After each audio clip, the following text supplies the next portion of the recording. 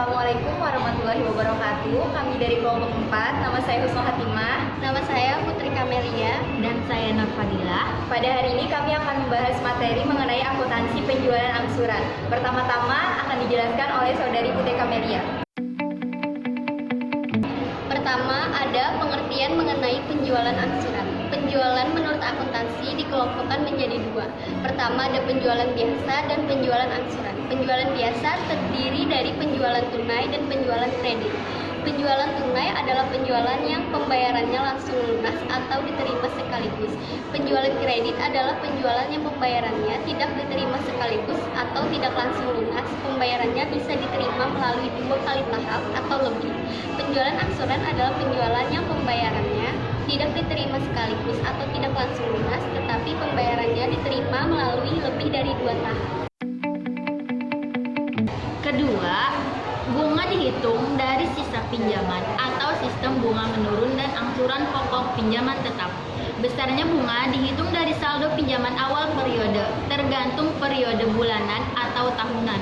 Kalau angsuran bulanan, bunga didasarkan pada saldo awal bulan. Kalau angsuran tahunan, maka bunga didasarkan pada saldo awal tahun. Jumlah bunga semakin lama semakin turun. Yang terakhir, sistem anuitas. Besarnya bunga dihitung menggunakan rumus anuitas. Dengan menggunakan rumus anuitas, jumlah angsuran tetap, tetapi jumlah bunga semakin menurun, sedangkan angsuran pokok semakin meningkat. Akan dilanjutkan oleh Husnul Hatimah. 3. Pengakuan akuntansi lainnya. Pengakuan akuntansi penjualan angsuran yang lain kecuali ada 3 masalah. Yang pertama, pengakuan laba kotor. Yang kedua, tukar tambah. Yang ketiga, pembatalan penjualan angsuran. Yang pertama, pengakuan laba kotor. Pengakuan laba kotor juga memiliki 2 dasar penjualan. Yang pertama, dasar penjualan atau accrual basis. Yang kedua, dasar tunai atau cash basis. Yang pertama, dasar penjualan accrual basis. Bila menggunakan dasar ini, laba kotor diakui pada saat penjualan angsuran terjadi tanpa memperlihatkan apakah pembayarannya sudah diterima atau belum. Terus yang kedua, cash basis. Dalam metode laba kotor diakui saat pengumpulan kas. Setiap perkumpulan kas terdiri dari yang pertama, pembayaran atas beban penjualan, dan yang kedua, pembayaran atas laba kotor. Ada 3 metode untuk memperlakukan penerimaan piutang penjualan. Yang pertama, harga pokok kemudian laba kotor. Yang kedua, laba kotor kemudian harga pokok. Yang ketiga, beban pokok penjualan dan laba kotor diakui secara proporsional. Pertama, ada pengertian dan masalah akuntansi penjualan angsuran. Definisi penjualan angsuran adalah penjualan yang pembayarannya dilakukan secara bertahap dalam periode tertentu yang disepakati dan besarnya angsuran dihitung dengan metode tertentu yang dijelaskan pada bagian berikutnya. Masalah-masalah yang timbul dalam angsuran ada 2 kelompok, yaitu masalah yang bersifat non-akuntansi. Masalah ini meliputi bagaimana mengurangi terjadinya pembatalan penjualan angsuran, bagaimana menyediakan perlindungan hukum kepada penjual, bagaimana menyediakan perlindungan ekonomi kepada penjual. Kedua, ada masalah yang bersifat akuntansi. Pertama, ada bagaimana pengakuan laba kotor. Kedua, bagaimana perhitungan bunga dan angsuran. Ketiga, bagaimana pencatatan tukar tambah. Pengakuan laba kotor. Pengakuan laba kotor yang sering dipakai dalam penjualan angsuran ada 2, yaitu 1. Dasar penjualan, sales basis atau accrual basis. Metode ini cocok digunakan bagi penjualan angsuran yang memenuhi 3 persyaratan sebagai berikut. Jangka waktu pembayaran relatif pendek, biaya-biaya yang berhubungan dengan penjualan angsuran termasuk biaya penagihan dan biaya-biaya lain yang dapat ditaksir secara teliti, kemungkinan terjadinya pembatalan sangat kecil. 2. Ada dasar kas atau tunai. Pertama, ada harga pokok penjualan kemudian laba kotor. Kedua, laba kotor kemudian harga pokok penjualan. Ketiga, harga pokok penjualan dan laba kotor diakui secara proporsional. Rangkuman. Definisi penjualan angsuran adalah penjualan yang pembayarannya dilakukan secara bertahap dalam periode tertentu yang disepakati dan besarnya angsuran dihitung dengan metode tertentu.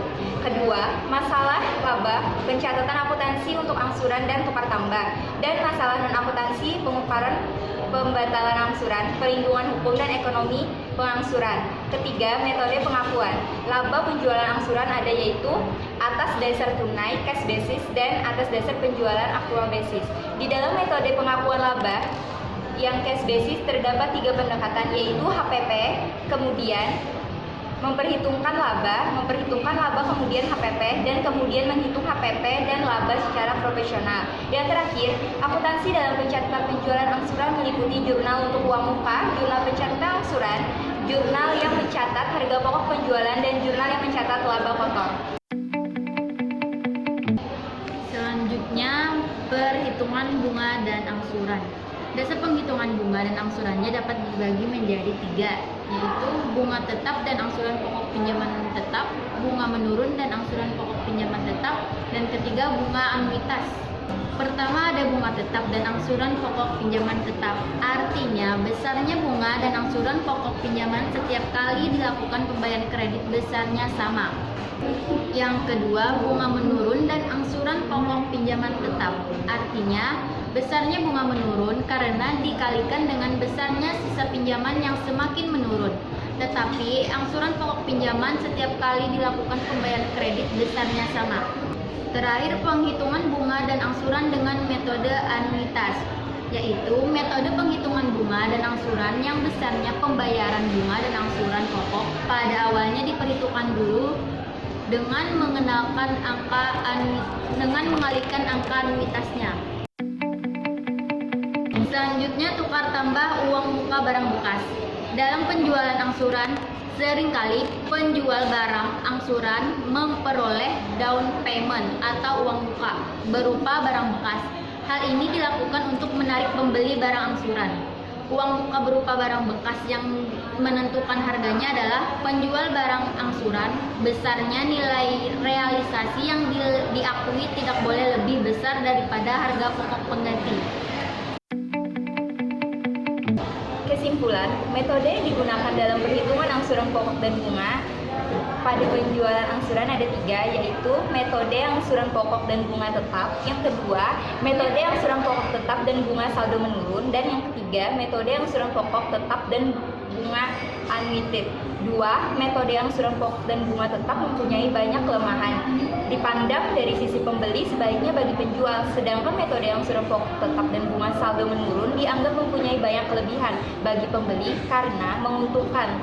Sebaliknya bagi penjual merasa rugi. Oleh karena itu, menguntungkan sebaliknya bagi penjual yang merasa rugi. Oleh karena itu, metode annuited sebagai penyeimbang kedua metode tersebut sehingga menguntungkan pihak penjual maupun pembeli, sehingga paling sering digunakan. Yang ketiga, untung ruginya penjual maupun pembeli dapat diukur dengan indikator bunga efektif, yaitu tingkat bunga yang sebenarnya dihasilkan dari bunga rata-rata dibagi modal rata-rata. Yang keempat, di dalam penjualan angsuran juga dikenal tukar tambah, yaitu membeli bunga baru dengan uang muka, barang bekas, dan sisanya tambahannya diangsur. Tukar tambah sangat efektif dalam merangsang penjualan angsuran selain tingkat bunga yang ditawarkan. Sekian materi yang kami sampaikan. Mohon maaf jika ada kekurangan atau kesalahan dalam penyampaian materi. Assalamualaikum warahmatullahi wabarakatuh.